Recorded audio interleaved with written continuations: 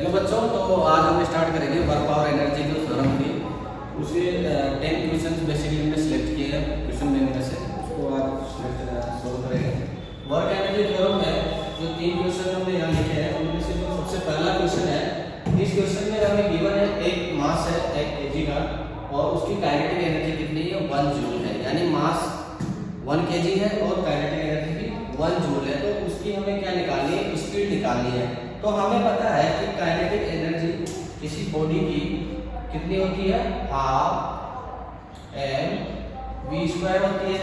इसमें से हमें यहाँ पे क्या गिवन है, आपको मास गिवन है और दूसरा एनर्जी कितनी गिवन है 1 जूल, यानी इसको किसके इक्वल है 1 की काइनेटिक एनर्जी कितनी गिवन है 1 जूल गिवन है और मास कितना है 1 kg, यानी 1/2 1 और v का स्क्वायर इक्वल्स टू 1 हो जाएगा।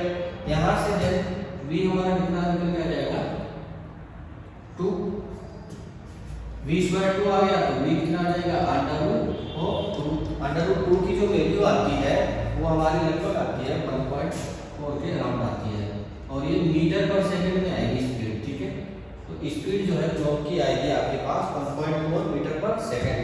देखिए हमारा आंसर क्या आ जाएगा सी 1.4 मीटर पर सेकंड हो जाएगा। ठीक है, बिकॉज हमने यहाँ पे मास गिवन था और एनर्जी हमें सी की गिवन थी 1 जूल है और मास गिवन था, जो अननोन था वो ओनली v था, यानी पहले v स्क्वायर निकालेंगे, v स्क्वायर के बाद में दोनों साइड में रूट लेंगे, स्क्वायर रूट लेंगे तो v की वैल्यू हमें मिल जाएगी। ठीक है, सिमिलरली दूसरा क्वेश्चन अगर हम सॉल्व करने जाते हैं तो इसमें हमें गिवन है 4 केसेस गिवन है कि a b c d, जिसमें क्वेश्चन में हमें क्या निकालना है वर्क डन किसमें मैक्सिमम होगा।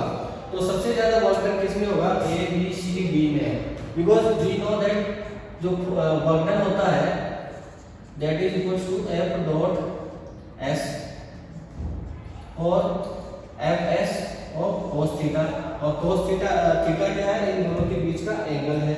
यहाँ पे जैसे जैसे थीटा बढ़ेगा, थीटा की वैल्यू बढ़ेगी, हमारा एफ एस की वैल्यू क्या हो जाएगी, कम हो जाएगी, रिड्यूस हो जाएगी। इट मींस अगर मैं बात करूँ एक केस की बात करूँ तो यहाँ पे मैं इसको वर्क डन बोल देता हूँ W1। तो एफ और एस के बीच में जो एंगल कितना है 0 डिग्री का एंगल है, तो यहाँ वर्क डन कितना हो जाएगा एफ एस cos 0 डिग्री, और cos 0 डिग्री की वैल्यू होती है हमारे पास 1 होती है, तो यहाँ पे रहेगा एफ एस। W2 की बात करूँ इस पे एफ एस cos 45 डिग्री और 45 डिग्री की वैल्यू कितनी हो जाएगी हमारे पास 1/√2। सिमिलरली W3 अगर मैं निकालूं, W3 अगर मैं निकालूं तो F S cos 90, because F और एस के बीच में एंगल कितना बन रहा है यहाँ पे 90 डिग्री का एंगल बन रहा है, तो ये हो जाएगा cos 90 की जो वैल्यू आती है वो हमें पता है दैट इट्स 0, तो एफ एस कितना हो जाएगा 0, यहाँ पे कितना हो जाएगा वर्क डन कितना हो जाएगा 0 हो जाएगा। एंड W4 में देखिए यहाँ पे दोनों के बीच में एंगल कितना है, फोर्स और डिस्प्लेसमेंट के बीच में 60 डिग्री का, तो एफ एस cos 60 डिग्री और cos 60 डिग्री की वैल्यू हमें पता है 1/2 होती है।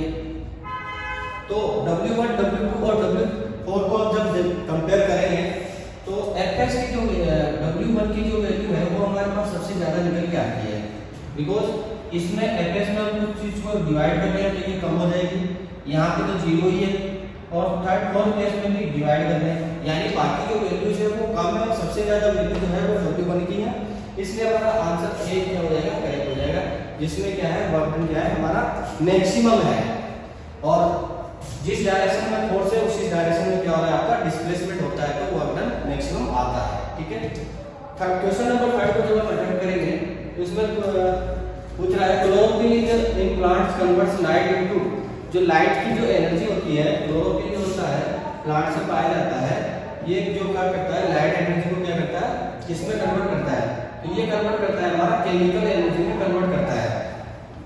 ठीक है ना, हीट एनर्जी में कन्वर्ट नहीं करेगा, हीट प्रोड्यूस नहीं करता है, मैकेनिकल एनर्जी कोई मैकेनिकल वर्क नहीं करता है, ये इलेक्ट्रिक एनर्जी तो कन्वर्ट करता ही नहीं, तो हमारा आंसर क्या हो जाएगा इसमें केमिकल एनर्जी में हो जाएगा। ये किसमें यूज आता है, स्टोर करता है एनर्जी को, और जो स्टोर्ड एनर्जी है वो फोटोसिंथेसिस में काम में आती है, फोटोसिंथेसिस में काम में आती है, तो हमारा आंसर आ जाएगा यहाँ पे बी। इसके बाद बाकी दूसरे क्वेश्चन देखते हैं। इसके बाद में हम अगेन 3 क्वेश्चन और लिए। इनमें से जो क्वेश्चन नंबर 4 है, इस क्वेश्चन में हमें गिवन है कि 2 बॉडीज जो है there masses are in the ratio of m1 by m2 is equals to 3:1 का रेशियो है इनके मास का, और काइनेटिक एनर्जी जो है इनके पास वो kinetic energy 1 divided by kinetic energy 2 करते हैं, तो ये 1:3 का रेशियो बनता है। तो हमें निकालना है कि रेशियो ऑफ देयर वेलोसिटी, क्योंकि वेलोसिटी का रेशियो क्या होगा। तो हमें पता है, जैसे हमने पहले पिछली बार क्वेश्चन नंबर 1 में किया था, कि काइनेटिक एनर्जी जो है वो इक्वल होता है हाफ mv² के इक्वल होता है। तो अगर इस केस में हम बोल दें कि इनिशियल में काइनेटिक एनर्जी जो थी वो 1 थी, मास 1 था और वेलोसिटी भी v1 थी, ठीक है। और सेकंड केस में काइनेटिक एनर्जी हमारी जो थी that is half m2 and v2²। ये इक्वेशन 1 हो गई और ये इक्वेशन 2 हो गई है। तो अगर हम इक्वेशन नंबर 1 में इक्वेशन नंबर 2 को डिवाइड कर दें, तो यहाँ पे हमें मिल जाएगा kinetic energy of 1 divided by kinetic energy of 2। Equation 1 में इक्वेशन 2 से डिवाइड करेंगे तो राइट साइड में भी m1 v1² by half m2 v2² बन जाएगा। तो इसको अगर और हम सिंपलीफाई करेंगे तो यहाँ पे हमें ये वाला जो रेशियो है ke1 by ke2 हमें गिवन है यहाँ से 1/3, और दूसरा m1/m2 ये वाला रेशियो भी हमें गिवन है। तो इसकी वैल्यू क्या करेंगे, पुट कर देंगे। तो ke1 by ke2 कितना है 1/3 इज इक्वल्स टू हाफ से आपका हाफ कैंसिल हो जाएगा, डिवाइड हो जाएगा। m1/m2 की वैल्यू आपको गिवन है 3, तो यहाँ से हम गेट करेंगे v1/v2 का स्क्वायर, ये हो जाएगा 1/9 इक्वल्स टू v1/v2 का स्क्वायर। तो v1/v2 की जो वैल्यू है वो क्या आ जाएगी, दोनों साइड क्या करेंगे स्क्वायर को ले लेंगे, तो ये आ जाएगा आपके पास 1:3। तो v1/v2 की जो वैल्यू आएगी वो आएगी 1/3। यहाँ पे सी हमारा क्या है, करेक्ट ऑप्शन बनते हुए दिख रहा है, ठीक है। क्वेश्चन नंबर 5 में force and displacement of the particle क्या किया जाता है, डबल कर दिया जाता है। फोर्स और डिस्प्लेसमेंट, क्योंकि हमें पता है वर्क में क्या होता है, फोर्स एंड डिस्प्लेसमेंट प्लस इनके बीच का एंगल। अगर एंगल को हम चेंज नहीं कर रहे हैं, यहाँ पे क्या है, इन डायरेक्शन ऑफ फोर्स की डायरेक्शन में भी क्या कर रहे हैं, in the direction of force में क्या कर रहे हैं, डिस्प्लेसमेंट हमारा क्या हो रहा है, डबल हो रहा है, और फोर्स भी डबल हो रहा है। तो जो नया हमारा F' आएगा वो 2f हो जाएगा नया फोर्स, और डिस्प्लेसमेंट भी कितना हो जाएगा 2s हो जाएगा, दोनों को डबल कर रहे हैं। और cos थीटा तो सेम ही रहेगा, बिकॉज क्वेश्चन में गिवन है कि हम इसको चेंज नहीं कर रहे हैं। तो जो नया w' आएगा हमारे पास, w' equals to 4fs cos theta, और fs cos थीटा जो है हमारा क्या है, इनिशियल w है, इनिशियल w है हमारा fs cos थीटा। इसकी वैल्यू अगर हम यहाँ पुट कर दें w में, तो ये आ जाएगा हमारा w' क्या हो जाएगा 4 टाइम्स ऑफ w1, तो 4 टाइम्स हमारा हो जाएगा कितने से, बी वाला ऑप्शन हमारा क्या आ जाएगा, सही हो जाएगा। क्वेश्चन नंबर 6 में हमें क्या गिवन है, watt second represents the units of. हमें पता है पावर का जो फॉर्मूला है, पावर जो होती है वो वाट में हम क्या करते हैं, यूनिट मेजर करते हैं। अगर वाट को हम क्या करें, और पावर क्या होती है हमारी, एनर्जी पर सेकंड। अगर पावर को सेकंड से मल्टीप्लाई करेंगे तो हमारा क्या आ जाएगा, एनर्जी आ जाएगी। पावर को सेकंड से जब मल्टीप्लाई करेंगे, और पावर की यूनिट क्या है आपके पास, वाट है, तो एनर्जी क्या हो जाएगी आपके पास, energy equals to watt into second. यहाँ से सीधा सीधा बन रहा है कि एनर्जी हमारी किसके इक्वल हो जाएगी, वाट इनटू सेकंड के इक्वल हो जाएगी। तो ये हमारा एनर्जी जो है पहला आंसर सही हो जाएगा। फोर्स तो हो नहीं सकता, बिकॉज हमारा जो एनर्जी है वो क्या होता है, वर्क डन के इक्वल होता है, और वर्क डन क्या होता है, F और S होता है, ठीक है। तो यहाँ तो डिस्प्लेसमेंट भी मल्टीप्लाई में होगा, तो वर्क तो नहीं होगा, पावर भी नहीं होगा, और नन ऑफ दिस तो होगा नहीं, तो एनर्जी हमारा क्या हो जाएगा, आंसर हो जाएगा। क्वेश्चन नंबर 6 करने के बाद में हमारे पास क्वेश्चन नंबर आया है 7, 8, देन ये 9 आ गया, ठीक है। क्वेश्चन नंबर 6 में 7 में फॉलोइंग केसेस पोटेंशियल एनर्जी कहाँ पे मैक्सिमम मिनिमम होगी हमें फाइंड आउट करना है। पोटेंशियल एनर्जी हमारी कहाँ पे, किस केस में, स्प्रिंग में पोटेंशियल एनर्जी क्या होगी, मिनिमम होगी। बिकॉज हमें पता है कि पोटेंशियल एनर्जी जो है वो हाफ के एक्स स्क्वायर होता है स्प्रिंग में, जहाँ पे एक्स क्या है, एक्सटेंशन या कंप्रेशन, यहाँ पे कुछ भी हो सकता है। एक्स जो है या कंप्रेशन हो सकता है या एक्सटेंशन हो सकता है। जैसे ये स्प्रिंग है, ये नेचुरल लेंथ पे है L नॉट, और अगर हम इसको एक्सटेंड करते हैं, x से एक्सटेंड करते हैं, तो इसमें जो पोटेंशियल एनर्जी जो स्टोर होती है वो किसके इक्वल होती है, हाफ के एक्स स्क्वायर के इक्वल होती है। और अगर हम इसको कंप्रेस भी करते हैं x लेंथ से, तब भी इसमें क्या हो जाती है, पोटेंशियल एनर्जी क्या हो जाती है, स्टोर हो जाती है। x डिस्टेंस से इसको हम क्या करें, कंप्रेस करें, तब भी इसमें क्या एनर्जी स्टोर हो जाती है, हाफ के एक्स स्क्वायर, जो कि किसके इक्वल है, पोटेंशियल एनर्जी के इक्वल है। तो हमें क्या निकालना है, पोटेंशियल एनर्जी मिनिमम कब होगी। इट मींस हमें x की वैल्यू, अगर हम यहाँ पे k की वैल्यू तो क्या है, फिक्स है, बट x की वैल्यू अगर हम मिनिमम करेंगे तो u की वैल्यू भी क्या होगी, मिनिमम आएगी। तो x की वैल्यू मिनिमम कब होगी, जब ना तो एक्सटेंशन हो ना कंप्रेशन हो। तो यहाँ पे नेचुरल लेंथ में स्प्रिंग है हमारा, तभी क्या होगा, पोटेंशियल एनर्जी क्या आएगा, मिनिमम आएगा। तो व्हेन इट इज कंप्रेस्ड, तो यहाँ पे तो क्या होगा, कुछ ना कुछ पोटेंशियल एनर्जी आएगा, तो ये भी हमारा सही नहीं होगा। When it is extended, extend करेंगे तब भी x की वैल्यू कुछ आएगी, तो u की वैल्यू समथिंग आएगी, तो ये भी हमारा आंसर नहीं होगा। When it is at its natural length, जब ये नेचुरल लेंथ में होगा इसमें, तो ना तो हम कंप्रेस कर रहे हैं नहीं एक्सटेंड कर रहे हैं, तो इस पॉइंट पे क्या होगा, इस पे x की वैल्यू क्या हो जाएगी, 0 हो जाएगी, तो u की वैल्यू क्या आ जाएगी, हमारे पास 0 आ जाएगी। सो ये वाला जो केस है हमारा, सी वाला जो केस है ये सही लग रहा है, बट दूसरा वाला केस भी चेक कर लेते हैं। When it is at its natural length but is kept at height above the ground. अगर मान लो स्प्रिंग जो है नेचुरल लेंथ में तो रखी है बट h हाइट पे रखी हुई है, तो अगर स्प्रिंग की पोटेंशियल एनर्जी देखी जाए तो यहाँ पे भी मिनिमम है, बिकॉज़ ये नेचुरल लेंथ पे रखी है। बट अगर इसमें मास, स्प्रिंग में कुछ मास है, ये स्प्रिंग आइडियल है या नहीं है, या हमें गिवन नहीं है, अगर इसमें कुछ मास है तो ग्रेविटी की वजह से यहाँ पे कुछ पोटेंशियल एनर्जी इसमें एक्स्ट्रा कंजर्व हो जाएगी। सो यहाँ पे भी कुछ ना कुछ एनर्जी, पोटेंशियल एनर्जी आ रही होगी। सो हमारा ओनली आंसर रहेगा केवल सी वाला जो आंसर आएगा वो सही आएगा, क्योंकि नेचुरल लेंथ में तो है, बी ऑप्शन हमारा सही हो सकता था। अगर यहाँ पे मास नहीं होता तो बी ऑप्शन भी हमारा सही हो सकता है, बट मास के बारे में कुछ इंफॉर्मेशन गिवन नहीं है। तो अगर मास यहाँ पे है तो यहाँ पे ग्रेविटी की वजह से mgh कुछ पोटेंशियल एनर्जी इसमें कंजर्व हो जाएगी। तो क्वेश्चन नंबर 8 को देखते हैं। क्वेश्चन नंबर 8 में 4 न्यूटन का एक फोर्स लग रहा है जो कि यूनिफॉर्म है, मींस कांस्टेंट फोर्स लग रहा है, और बॉडी ऑफ मास 8 किलोग्राम की क्या है, बॉडी है, और डिस्टेंस कितनी है, 2 मीटर तक इसको लेके जा रहे हैं। एक फोर्स लगाया हमने इस पे 8 केजी के ब्लॉक पे, कितना लगाया, 4 न्यूटन का लगाया, और कितने डिस्प्लेसमेंट किया आपने, ये डिस्टेंस मान लो आपकी है, गिवन है ये 2 मीटर तक, 2 मीटर तक आपने डिस्प्लेसमेंट किया, ये हो गया आपका s। तो काइनेटिक एनर्जी जो क्या हो जाएगी, इसकी इंक्रीज हो जाएगी, बिकॉज आप एक्सटर्नल फोर्स लगा रहे हो 4 न्यूटन का, इसकी काइनेटिक एनर्जी क्या हो जाएगी, इंक्रीज हो जाएगी। तो वर्क एनर्जी थ्योरम से हमने वहां पढ़ा था, वर्क एनर्जी थ्योरम से हमने पढ़ा था कि जो वर्क डन होता है वो चेंज इन काइनेटिक एनर्जी के इक्वल होता है, चेंज इन काइनेटिक एनर्जी के इक्वल होता है।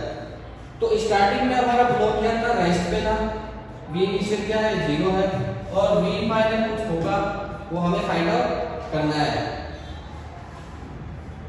या हमें इसकी काइनेटिक एनर्जी यहाँ पे हमें फाइंड आउट करनी है। तो वो किसके इक्वल हो जाएगी, change in kinetic energy. Initial kinetic energy तो 0 थी, k फाइनल में निकालनी है, k इनिशियल क्या हो जाएगी हमारी, 0 के इक्वल हो जाएगी।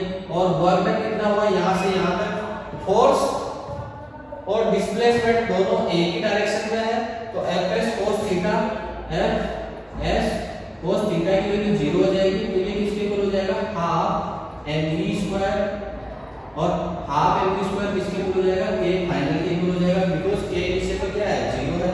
तो यहाँ से फोर्स की वैल्यू कितनी है 4 न्यूटन, डिस्प्लेसमेंट कितना है 2 मीटर, और cos 0 की वैल्यू हो जाती है 1, और ये हो जाएगी आपकी k फाइनल। यही तो काइनेटिक एनर्जी आपके पास है लास्ट में, जो काइनेटिक एनर्जी आएगी। इनिशियल में जो काइनेटिक एनर्जी वो 0 है, वो जो रेस्ट से स्टार्ट कर रहे हैं, तो यहां से आपकी k फाइनल आ जाएगी 8।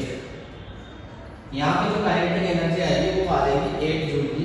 तो हमारे जो आंसर मिल रहा है इसमें मिल रहा है ए ऑप्शन जो हमारा करेक्ट होते हुए दिख रहा है। बाकी ये नहीं होगा, ये नहीं होगा, ये नहीं होगा। तो वर्क एनर्जी थ्योरम से बहुत ही इजीली तरीके से हम क्या कर सकते हैं काइनेटिक एनर्जी फाइंड आउट कर सकते हैं। ठीक है, तो क्वेश्चन नंबर 9 हम सोल्व करते हैं। क्वेश्चन नंबर 9 में गिवन है हमें एक मोटर बाइक जो है डिक्रीज हो रहा है, स्पीड हमारी डिक्रीज हो रही है 4 टाइम्स, तो इसकी काइनेटिक एनर्जी में क्या इफेक्ट आएगा। सिमिलरली हमने जो क्वेश्चन सोल्व किया था, पहला क्वेश्चन सोल्व किया था, उसके बाद हमने क्वेश्चन नंबर 6 से सोल्व किया था, नहीं क्वेश्चन नंबर 3 सोल्व किया था, सेम ऐसे क्वेश्चन है। काइनेटिक एनर्जी हमारी किसके इक्वल होती है हाफ mv², जहां m क्या है मास है और v क्या है स्पीड है। तो स्पीड क्या हो जाएगी आपकी, ये k1 बोल दो इसको, इसको v1 बोल दो, m1 u1 बोल दो। इसको क्या कर रहे हो आप, स्पीड को डिक्रीज कर रहे हो। स्पीड जो v1 था या v था, ये स्पीड कितनी हो जाएगी आपकी लास्ट में 4 टाइम्स डिक्रीज कर रहे हो, यानी v/4 आपकी स्पीड हो जाएगी न्यू वाली स्पीड। ये हो जाएगी आपकी k फाइनल, ये हो जाएगी आपकी k इनिशियल। फाइनल में क्या किया आपने 4 टाइम्स रिड्यूस कर दिया। 4 टाइम्स रिड्यूस करने का मतलब है 4 v/4 कर दिया। आपका जो v डेश आया न्यू वो कितना हो गया v/4 आ गया। तो ये v डेश का स्क्वायर है एक्चुअली में, ये किसका स्क्वायर है एक्चुअली में हाफ f v डेश का स्क्वायर ये है। ठीक है ना, तो यहां से काइनेटिक एनर्जी कितनी डिक्रीज हो जाएगी, तो k फाइनल कितनी आ जाएगी आपके पास हाफ m v² जो यहाँ से 16 आया है, इस 16 को सबसे लास्ट में साइड में रखो। जो k फाइनल आएगा ये आ जाएगा 1/16 और k इनिशियल। ये वाली जो टर्म बन रही है आपकी हाफ mv², ये k इनिशियल के इक्वल बन रही है। तो यहाँ पे k इनिशियल को कर दो, तो k फाइनल क्या हो जाएगा आपका 16 टाइम्स कम हो जाएगा। ठीक है ना, तो हमारा 16 टाइम्स किसमें आ रहा है, 16 टाइम्स ये वाला ऑप्शन है आपका सी ऑप्शन जो है करेक्ट हो जाएगा। ये करेक्ट नहीं है, ये करेक्ट नहीं है, आपका सी ऑप्शन क्या हो जाएगा करेक्ट हो जाएगा। यानी स्पीड अगर आप डिक्रीज करते हो तो श्योरली आपकी काइनेटिक एनर्जी क्या हो जाएगी डिक्रीज हो जाएगी और 16 टाइम्स डिक्रीज हो जाएगी। ओके, आज के सेशन का सबसे लास्ट क्वेश्चन करने जा रहे हैं, क्वेश्चन नंबर 10। इस क्वेश्चन में हमें निकालना है कि एनर्जी का जो यूनिट है वो नहीं है। कौन सा जो ऑप्शन है वो एनर्जी का यूनिट नहीं है। यहाँ पे फर्स्ट ऑप्शन में गिवन है आपको किलोवाट और आवर। किलो तो कोई यूनिट होता नहीं है अपने, तो वाट इनटू आवर क्या हो गया हमारे पास, वाट हो गया पावर, आर क्या हो गया टाइम। पावर को जब टाइम से मल्टीप्लाई करेंगे तो ये हमारे पास क्या आ जाता है एनर्जी आ जाता है, बिकॉज पावर क्या होता है एनर्जी डिवाइडेड बाय टाइम होता है। तो ए ऑप्शन जो है ये तो एनर्जी का ही ऑप्शन है। किलोवाट आवर क्या हो गया सही हो गया। किलोवाट क्या होता है, किलो की मतलब होता है 10⁻³ वाट इनटू आर हो गया। ठीक है, बी ऑप्शन जो है ये भी एनर्जी का ही है, बिकॉज 1 जूल जो है वो किसके इक्वल होता है 10⁻⁷ ERG के इक्वल होता है। ये सीजीएस में यूनिट होती है हमारी ERG, ये एनर्जी की ही होती है और वर्क एनर्जी ही होती है। वर्क और एनर्जी क्या होता है इक्वल होता है। तो ERG जो है ये भी हमारा ऑप्शन करेक्ट होते हुए दिख रहा है, ये भी एनर्जी का ऑप्शन है। सी ऑप्शन जो है इसमें क्या है आपको वाट इनटू सेकंड। तो ये ए और सी तो जो है सिमिलरली यूनिट है, बिकॉज यहाँ पे पावर है और एस क्या है सेकंड है यानी टाइम है। ये भी क्या हो गया पावर इनटू टाइम, ये भी क्या हो गया एनर्जी हो गया। ये तो डिफरेंट है, ये ए और सी तो दोनों क्या है सेम ही है एनर्जी के लिए, तो ये भी सही है। डी ऑप्शन की बात करें तो यहाँ पे क्या गिवन है, जूल इनटू सेकेंड। तो एनर्जी का जो यूनिट है वो तो ओनली जूल होता है, और आगे मल्टीप्लाई में आपको अगर सेकेंड किया हुआ है तो ये पावर का हो जाएगा। तो ये वाला ऑप्शन हमारा क्या हो जाएगा, गलत हो जाएगा, बिकॉज वर्क का और एनर्जी का जो यूनिट है वो ओनली जूल होता है, उसके साथ मल्टीप्लाई में सेकेंड हम नहीं करेंगे। ठीक है।